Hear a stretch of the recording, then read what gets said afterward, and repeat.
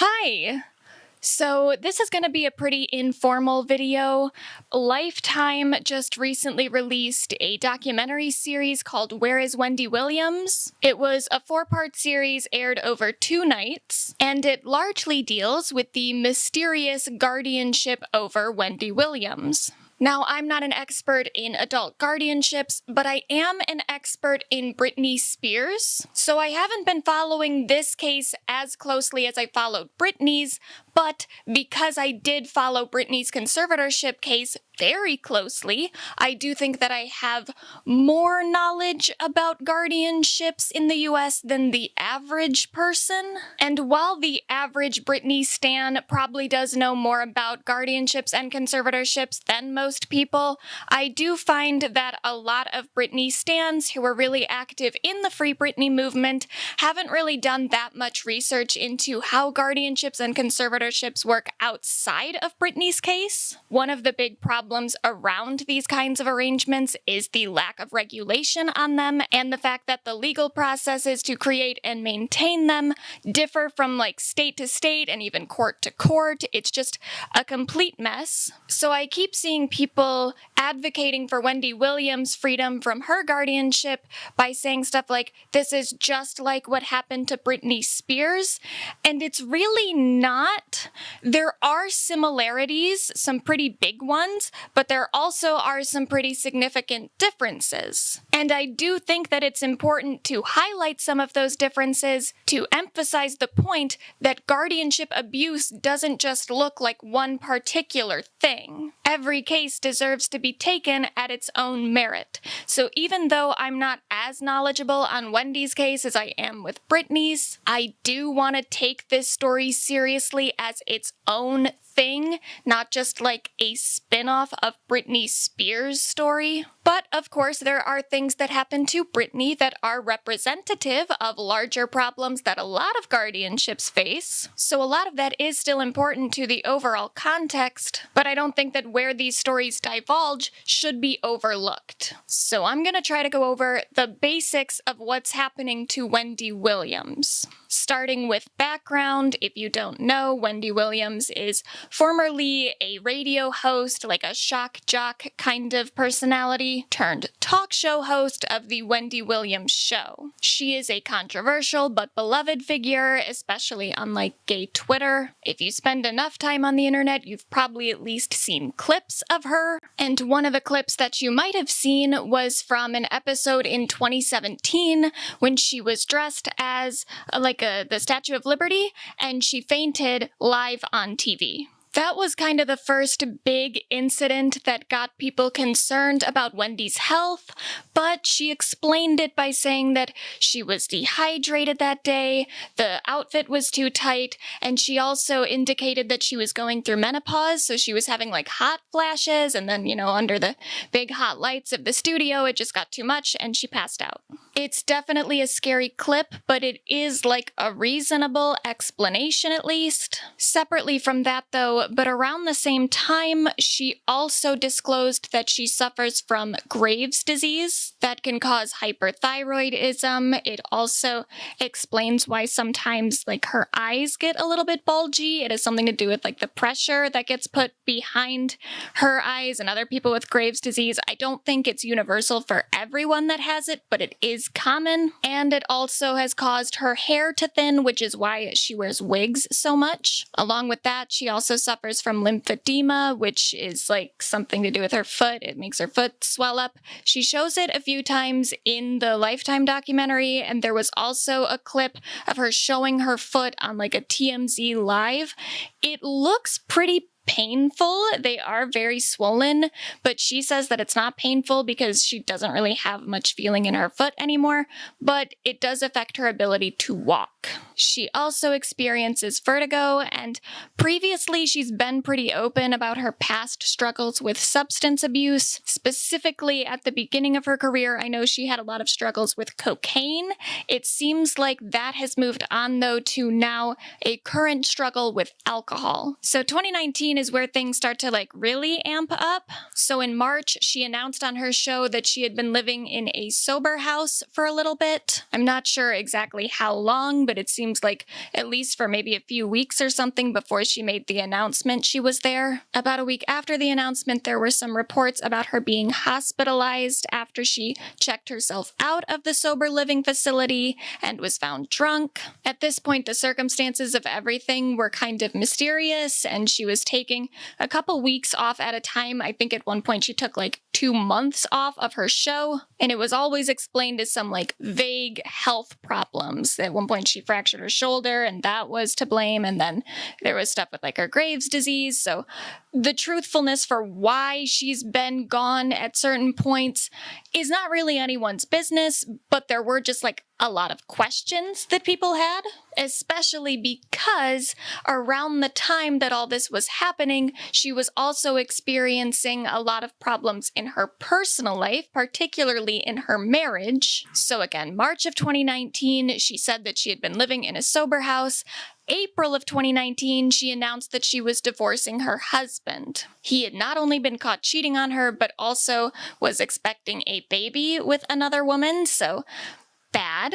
A lot of people around her at the time have speculated that the trauma of the divorce and everything going on with that is what sparked her relapse into alcoholism. And then while still dealing with that, there was a pandemic in 2020. She started recording The Wendy Williams Show in isolation in her house. The results of that arrangement were notably bizarre, but mostly in like a fun, quirky way. John Oliver even did a segment on his show talking about how weird The Wendy Williams Show had gotten with Wendy filming from her house. So things were getting kind of weird, but again, in like a cute way for the most part. But her family has gone on to say that they think that the isolation she faced during the pandemic contributed to her declining mental state. And what's kind of worse than all of that other stuff is that in 2020, Wendy's mother passed away.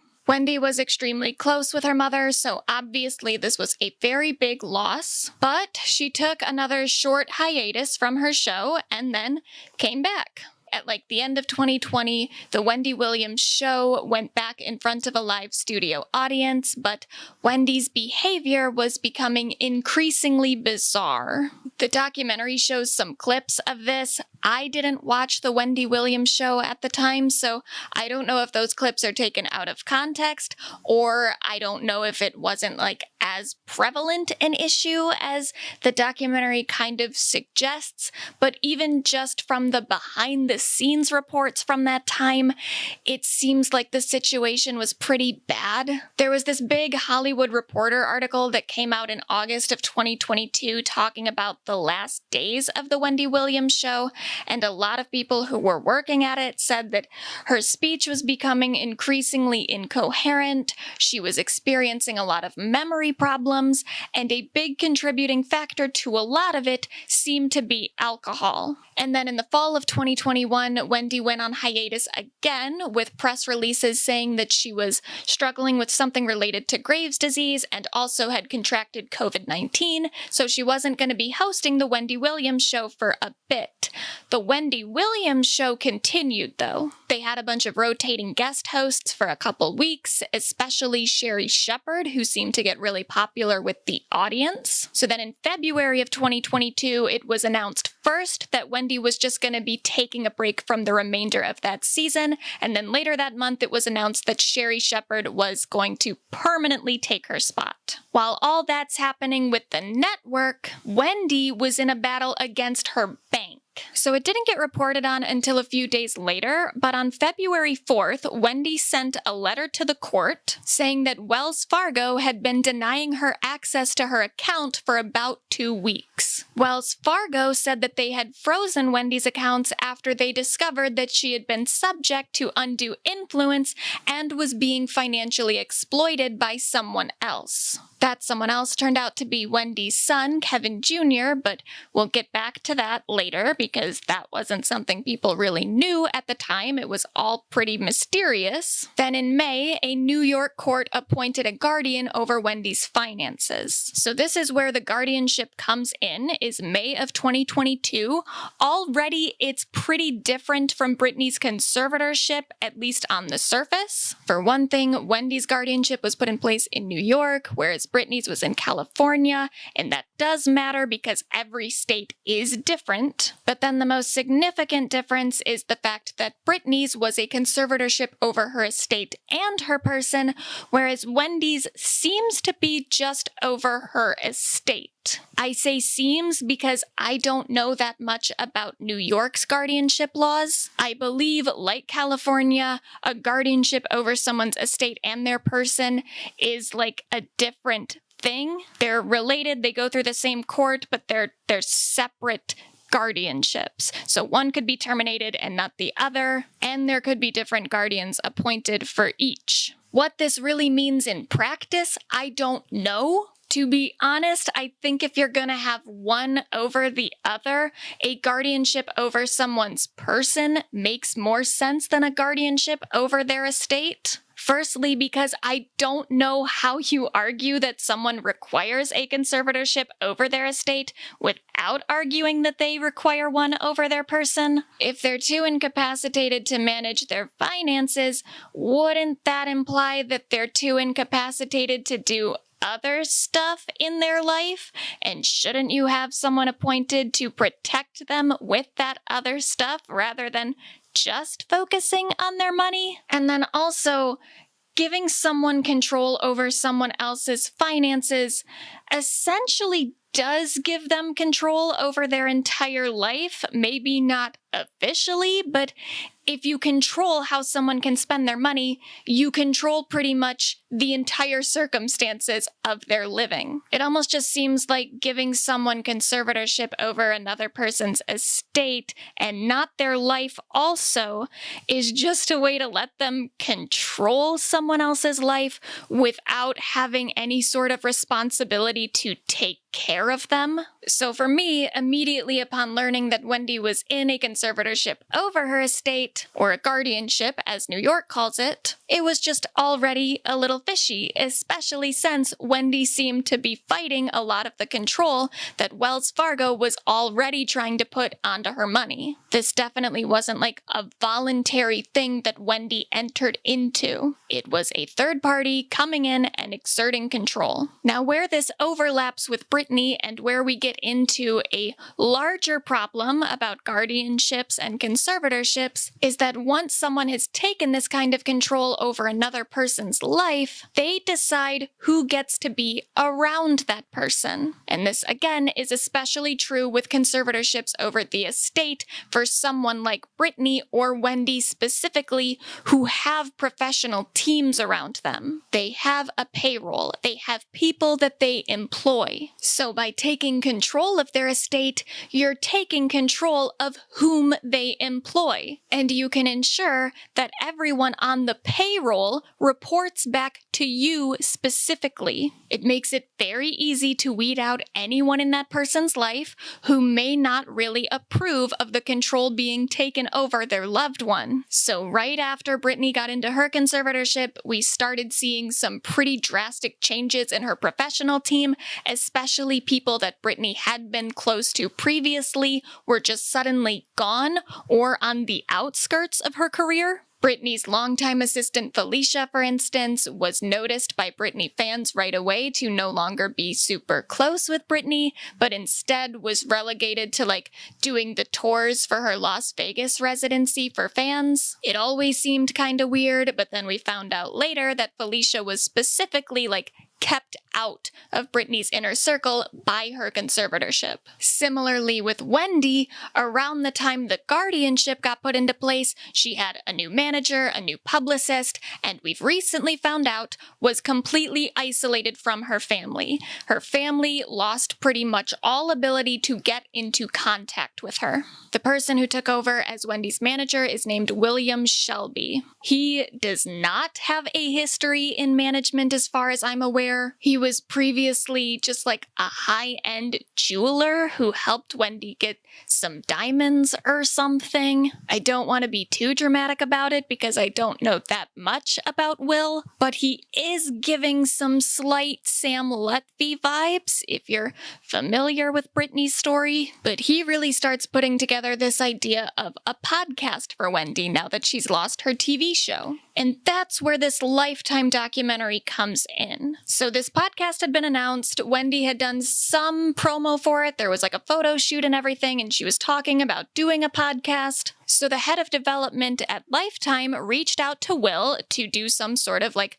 comeback documentary. That was what this documentary was supposed to be. Just something following the production of this podcast and Wendy finding this new career and this new outlet outside of television. Lifetime already has an established history with Wendy. They did a documentary about her in 2021. They also did a biopic about her where she was an executive producer. So there's a very good relationship between Wendy's people and Lifetime's people, even though Wendy's people now is very different. And the producers of the Lifetime documentary have talked about that they weren't used to dealing with these people. This is a whole new team for Wendy. They didn't know anything about the situation going in, and they thought that they were going to make something uplifting. But then they start shooting around August of 2022, and immediately the situation is different from what they were expecting. So if you watch the docuseries, the opening scene of it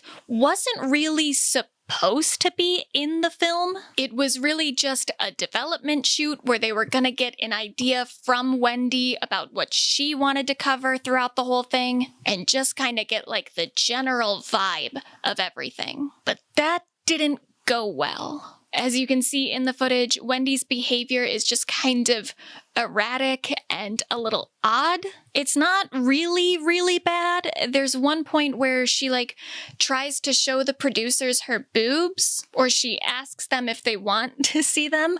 And that part actually is I think kind of cute. But throughout the whole thing, she is crying on and off. Her mood is pretty erratic. She's also really defensive surrounding questions about her alcoholism and substance abuse, which is a pretty significant change from before, where she talked about being an alcoholic or having a cocaine addiction and such. This was something she had acknowledged previously was a struggle for her, and now she's basically saying that it's not a problem and people should just leave her alone. Not something you want to hear from a recovering addict. So they do this scene, they get concerned about what's going on with Wendy, they lose touch with her for a little bit. Her managers tell them later that it was just a bad day for Wendy and that she was going to be put into a treatment facility to take care of the problem. And as far as they know at the time, alcohol is really the only issue. So Wendy goes to rehab for a bit, she gets out, and then they resume filming this documentary. The producers said that when they first resumed filming, Wendy seemed to have improved from the last time they saw her. So again, they're ready to go back into this thinking that it's going to be an uplifting story about her comeback. But of course, that's not what happened. As they continue filming with Wendy, they realize that there is something else going on that's not just alcohol. And at some point during the shoot, they find out from Wendy's family that she's been diagnosed with dementia. I'm not sure exactly how far they got into this shoot before they heard that diagnosis, but it seems like it was a while. And I think it's important to point out that they learn it from Wendy's family, whom she had been isolated from. They are never told this by Wendy's guardian or the team that they had been working on this documentary with.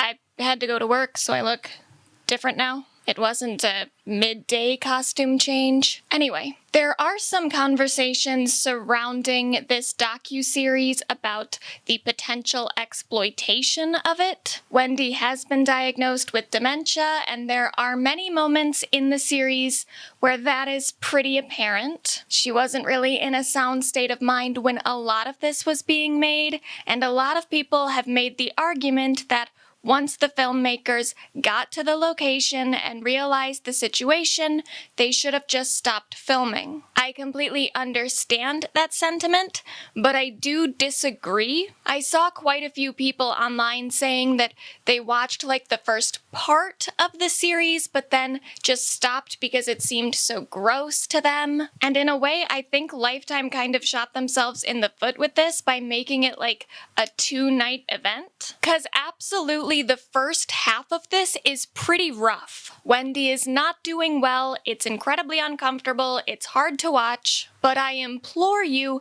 if you started watching the docuseries but you didn't finish it, you should finish it. The second half of the series is kind of what justifies the existence of the first part. And even just watching the first part, I completely understand why the filmmakers made the decisions that they did. Yes, it became apparent to them early on that Wendy wasn't doing well, but it also was apparent that Wendy liked the cameras there. And a lot of her most lucid moments are when she's talking directly to the cameras. There was an interview that the producers did with The Hollywood Reporter where one of them said this: "There was a real emotional connection that the project gave her, and honestly, it got to a point where we were more worried about what would happen to Wendy if we stopped filming than if we continued." And I completely agree with that. There are parts in the series where stuff starts to get pretty intense, and the filmmakers do stop filming. A little note would come up on the screen that was like, as things intensified, the producers decided to pack up for the day, and every time something like that would happen, I always thought, please don't go. And it wasn't because I wanted to watch the scene play out. As nosy of a person as I am, a lot of the stuff in that series is very uncomfortable, and I did not enjoy watching it. But the production crew being there both seemed to ground Wendy a little bit. It gave her like a focal point where she could express herself a little bit more clearly. But then also, the people around Wendy are so shady that I got worried about what was going on when there weren't cameras on them. The fact that there were cameras present gave them some sense of accountability. Now, of course, just because the producers were there filming these things doesn't mean they needed to use all that footage in the actual series. But to that point, they didn't use all the footage. The producers said in that Hollywood Reporter interview that there was footage that was so gnarly that they're just never gonna make it public, and I do believe them. It's not just me taking their word on it, but like watching the series, you definitely get the sense that you're not seeing everything. The producers and the people in that room have definitely seen more than they're showing, and what they've seen is probably worse than what they've shown. How much worse, I don't know, but there's certainly a level of restraint here with what actually made the final cut. Could they have cut out all the unflattering footage that Wendy might not want shown? Yeah, they could have done that, but that would have been really, really dishonest. And yes, that dishonesty would have been a little bit more flattering toward Wendy, but it wouldn't have exposed the situation the way that the series actually did do. To a degree, the producers had to let Wendy exist in a somewhat undignified state on camera to properly show the audience what's happening in her life and what people may or may not be taking advantage of her. So I think this is a very good docuseries. It is very observational, the producers don't do a whole lot of meddling in it at all, and still, it definitely has a perspective. It has commentary from experts on adult guardianships and their potential harms. At various points, you hear the producers expressing concern or even just confusion about the events around them. And even though Wendy isn't at her best, in the second half especially, they do include a lot of statements from people that love her So it still does kind of feel like a tribute to her and her legacy. I'll get into some of the specific stuff in the documentary in a second, but first we have to talk about what happened about 2 days before it premiered. So right before the documentary, Wendy's people put out a press release announcing that Wendy had been diagnosed with aphasia and dementia. Aphasia is essentially like a rare form of dementia. It mostly affects someone's speech. Bruce Willis was also pretty recently diagnosed with it. But this is the first time that an official diagnosis for Wendy has been made public since the Wendy Williams show went on hiatus. Around the same time, it also came out that Wendy's guardian had filed a lawsuit against Lifetime to try to halt the premiere of the docuseries. Obviously, that lawsuit failed, but I saw a lot of people, especially in the Free Britney community, that were kind of taking this chain of events to try to, imply or even outright state that Wendy's people coming forward with this dementia diagnosis was just a calculated effort to undermine anything Wendy said in the series by claiming that she has dementia, and so nothing she said should be taken seriously, with a lot of people doubting that that diagnosis was even real. Now, to some degree, I understand why people were suspicious of the dementia diagnosis. For one thing, Wendy is a little bit younger than a typical dementia patient, and dementia is a really common diagnosis for adult guardianships for both legitimate and illegitimate reasons. Now, obviously, someone that has dementia is kind of like the ideal candidate for a guardianship because it's a progressive illness, it gets worse with time, and especially in its later stages, it will severely impair the person that it affects. Someone with dementia will eventually require help. So, reasonably, a lot of people with dementia end up in guardianships. That being said, if you are someone who is looking to put someone into a guardianship against their will illegitimately, getting them diagnosed with dementia, whether or not they actually have it, is one of the best ways to ensure that you have maximum control over that person and that the guardianship will exist pretty much until they die.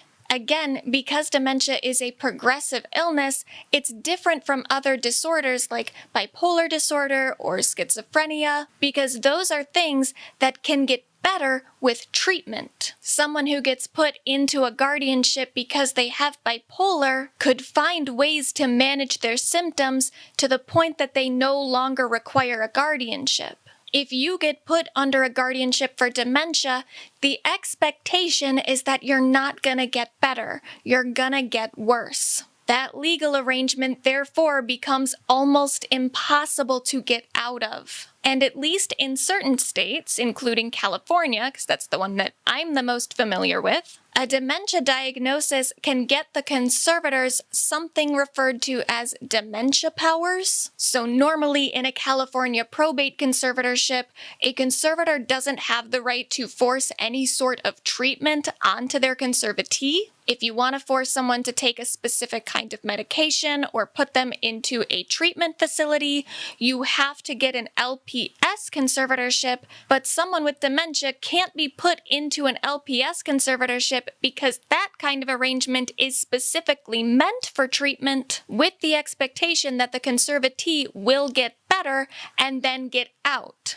LPS conservatorships only last a year maximum. A probate conservatorship, though, even if it starts temporary, will usually get made permanent. You can't force a conservatee in those arrangements to get any specific kind of treatment unless that person has dementia, and then the judge will often allow the conservators to take additional control. This is likely how Britney's conservators were able to get away with putting her into a mental health facility and forcing her to take specific medication against her will, even though, technically, conservators are only able to do that sort of thing if the treatment they're putting their conservatee in is specifically for dementia. And with what we know about Britney's treatment, it seems more like they were trying to treat something closer to like bipolar disorder. So it still doesn't really make any sense. But Britney was technically diagnosed with dementia at the start of her conservatorship.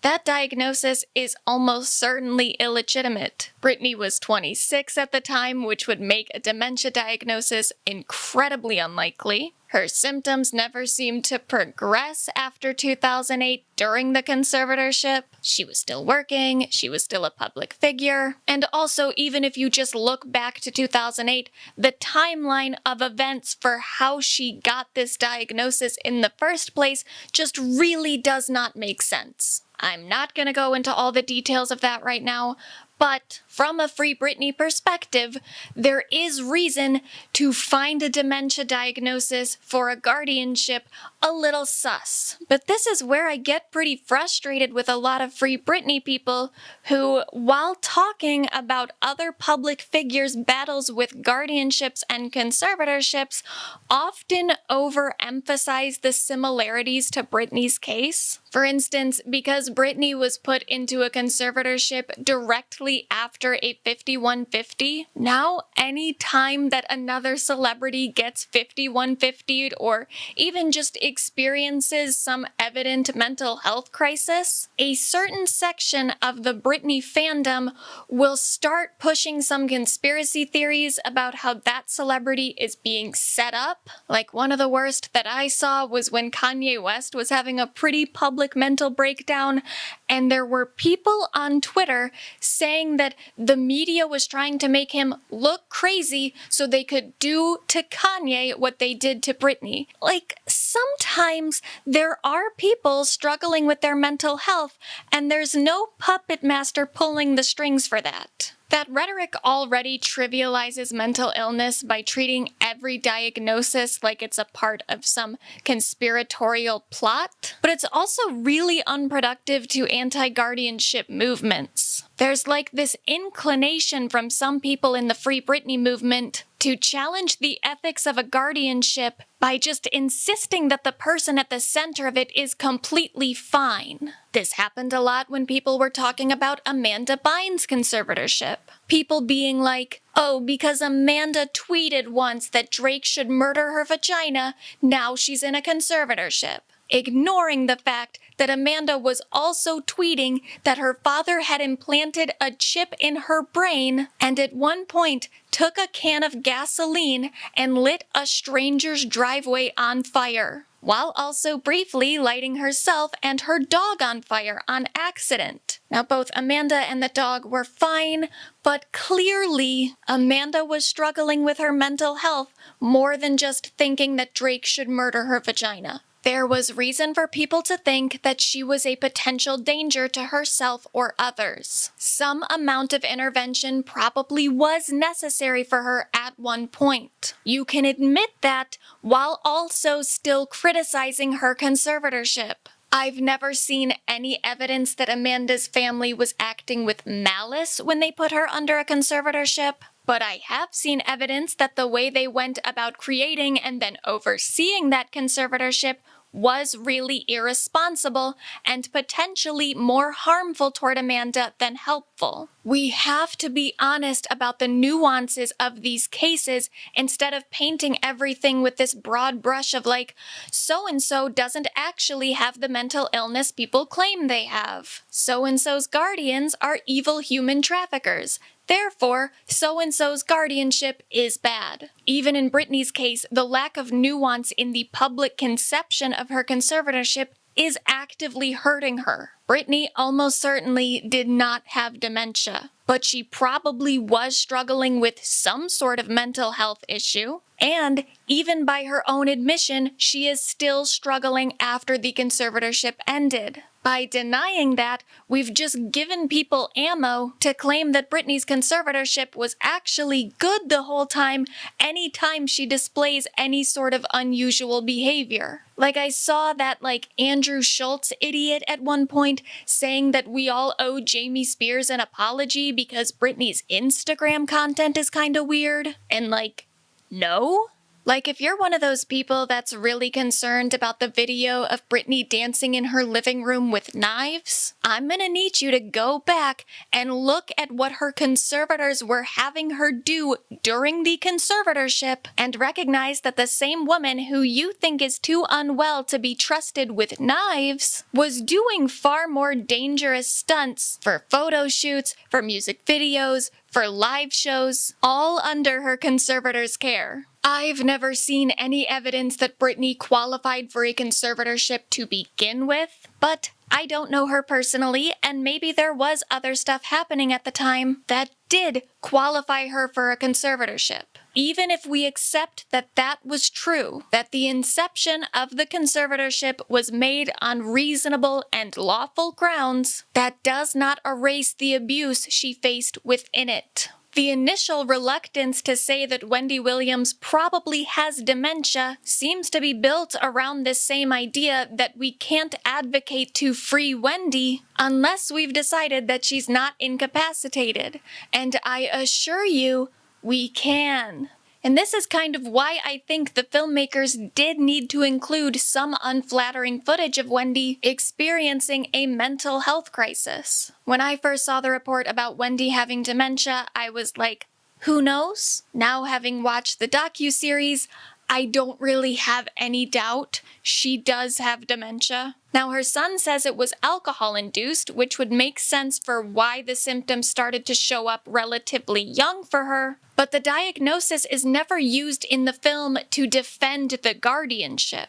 In fact, it's kind of presented as the primary reason to condemn the guardian. I do definitely think that the prior announcement of Wendy's diagnosis by her team was done in an effort to undermine the documentary a bit. Not to undermine anything Wendy said in it, but just to get ahead of the story and take the wind out of the sails for the filmmakers. This diagnosis does not make her guardianship look good. Because whatever you think about the filmmakers possibly exploiting Wendy at a vulnerable time, remember that they went into this situation not knowing Wendy's diagnosis. Wendy's guardian, on the other hand, knew the state she was in and signed off on this documentary going forward. You can think of the producers as slimy for the way that they handled the situation, but ultimately, they are just filmmakers trying to put together a few hours of television. They work for Lifetime.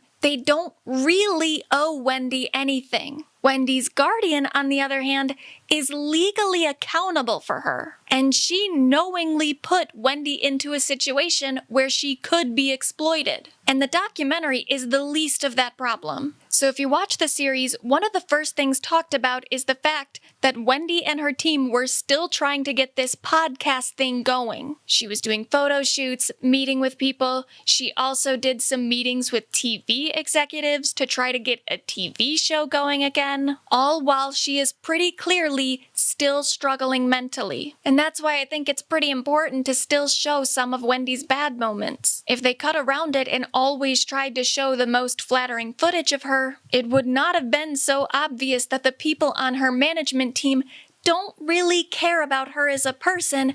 They just want her to keep working. I had to go to work again. Boo! Anyway, the presence of Wendy's guardianship kind of looms over the whole thing, despite the fact that the guardian is never actually in the docuseries at all. The producers have even stated that they never had much direct contact with her.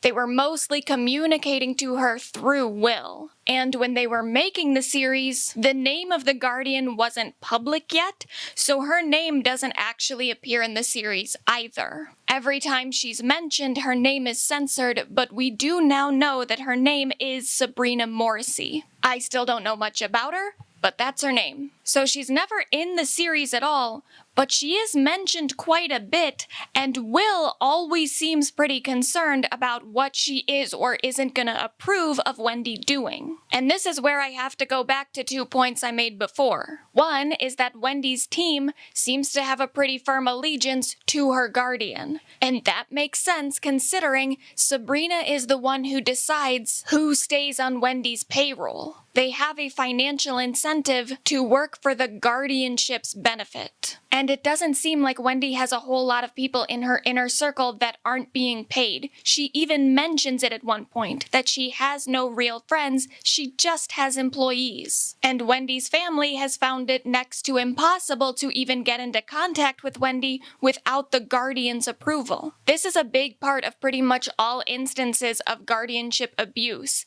Isolation. Everyone around her is an agent for a guardianship she does not want to be in. And still, the guardian herself is barely around. That brings me back to my second point. If we've decided that Wendy Williams is genuinely incapacitated enough to require a guardianship, and I do think she is at least in episodes, how is her guardian able to take complete control of her finances without being required to provide Wendy a round-the-clock caretaker? I do not understand the logic of giving someone a guardianship over the estate and not over the person. Sure, Wendy might need some help right now, but if she's so not capable of taking care of herself, why is her guardian never around? Why does she exist as this spectral presence that takes complete control over Wendy's life while never being there to oversee her day-to-day care? Moreover, why is Wendy's money, which again is controlled by her guardianship, being used to employ a manager and a publicist instead of something like a stay-at-home nurse? It is very clear that there is no one taking care of Wendy on a daily basis. At one point in the docuseries, it's revealed that there's barely any food in her fridge. She is also very not sober. Now, her manager, Will, supposedly is trying to keep her sober. There's a scene where at one point Will tells a waiter at a restaurant not to bring Wendy any alcohol, no matter what she orders. There's a part where he confronts Wendy with a half-drank bottle of liquor that was hidden in her home. And he also tells the cameras that whenever he finds alcohol in her house, he pours it down the sink. Now, I hate to be overly skeptical here, but I do have to wonder if some of that is a complete front for the camera. It's not that I think that Will is out getting Wendy alcohol. I don't think he is, and he maybe would even prefer it if she was sober. But if it was such a huge priority to him, I just don't think keeping Wendy sober would be that hard.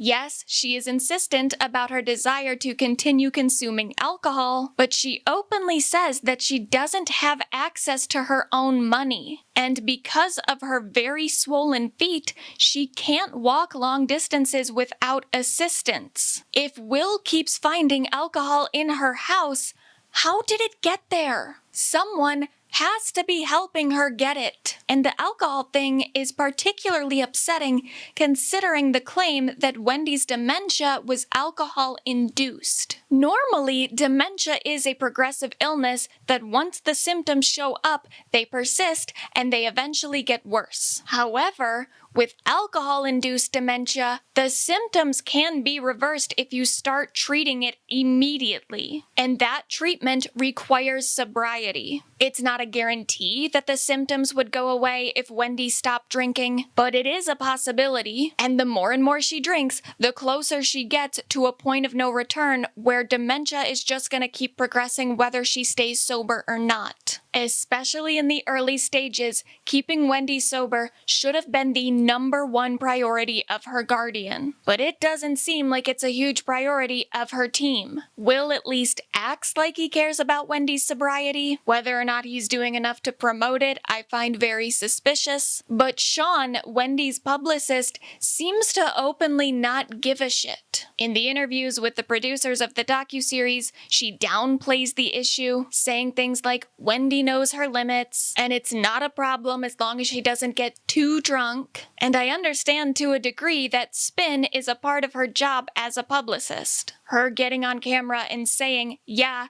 it's a really big deal and we're all worried about her wouldn't be a smart move from a business decision. Of course, neither would this documentary, but Wendy's team went ahead with that anyway. But it's clearly not just spin, because there's a scene where she takes Wendy to lunch and lets Wendy order a glass of wine. And I don't know if she's just that uncaring, that she doesn't give a shit that if Wendy keeps drinking, the symptoms of her dementia are gonna get worse, or if she's just ridiculously naive and stupid. Either way, I don't know why her inclusion in Wendy's inner circle is at all okay according to her guardian. Now, for the record, according to the interview that the producers for the series did with The Hollywood Reporter, Sean is no longer a part of Wendy's team. But even if Wendy's guardian had the sense to fire her eventually, it doesn't change the fact that she was on Wendy's team for months at least, while Wendy was supposedly too incapacitated to care for herself. Again, if that were the case, why is Wendy's money being used to hire a publicist at all? You would think there were bigger priorities in her life. And why is her publicist openly saying that Wendy doesn't have an issue with alcoholism when her guardian very much knows that she does? There are two possibilities here for why alcoholism isn't being taken more seriously by the guardianship. One is that they just don't care. Wendy's health is not a priority to them. That's the better option. Or two, since the dementia symptoms are affected by Wendy's alcohol consumption, it kind of benefits her guardian by her not being sober. The more Wendy's dementia progresses, the easier it is to argue that she is incapacitated and the guardianship needs to continue indefinitely. If you control enough of a person's life, you control the circumstances that make the symptoms of whatever is supposedly incapacitating them more or less obvious. From a business standpoint, they need to downplay Wendy's issues so that any future business ventures she doesn't seem as icky. But from a legal standpoint, the worse Wendy gets, the more control they get to assert. Now, prior to the guardianship, around the fall of 2021, right before and around the time that Wendy starts having issues with Wells Fargo, she was supposedly getting sober while in Miami with her family. Her son was the person primarily taking care of her. He was spending her money, he says, with her permission and primarily on her care. I do believe Wendy's son because in the docuseries, Wendy has nothing but good things to say of him. And she says of her own accord that all of her money is for him. When she dies, he is the only person entitled to anything from her estate. So even if I thought that Wendy's son was using her money for his own benefit, according to Wendy, it's pretty much all his anyway. That is her unwavering stance on the matter. Wells Fargo, however, decided that she was being exploited by her son, and that is why they froze her accounts. So when all that stuff started happening, Wendy did give her son durable power of attorney. What this means is that Wendy signed an agreement where she maintained most of her civil rights except in instances in which she's incapacitated. In those instances, her son would essentially act as a legal agent for her. He was in charge of paying her bills, managing her assets. He could also be involved in decision-making for her health care. A power of attorney agreement is essentially a less restrictive form of guardianship, and it's especially helpful for people with dementia whose disabled status is gonna be episodic. The big problem with these kinds of arrangements is that they can be overturned pretty easily, especially through the inception of a guardianship. If it's decided that someone was subject to undue influence when they signed the power of attorney agreement, or if it's just decided that the person they gave power of attorney to is not doing a good job overseeing that person's life or estate, it can be overturned. And that is what happened to Wendy Williams. A New York court decided that Wendy had not been capable of signing that agreement with her son, so the guardianship was put into place. Her family stayed in Miami, she went back to New York, and her family has been almost completely cut out of her life ever since. Not at Wendy's request, but at the discretion of her guardian. Currently, Wendy is in some sort of treatment facility, but no one really knows where. And not only has her family been shut out, the producers of the Lifetime documentary have said that they haven't been able to contact her since April of last year. So there's still a lot of mystery around Wendy's situation, but I'll finish this video with a couple points that I think are important to emphasize about guardianships and conservatorships overall. The laws around these kinds of arrangements are all kinds of corrupt. The legal processes involved deserve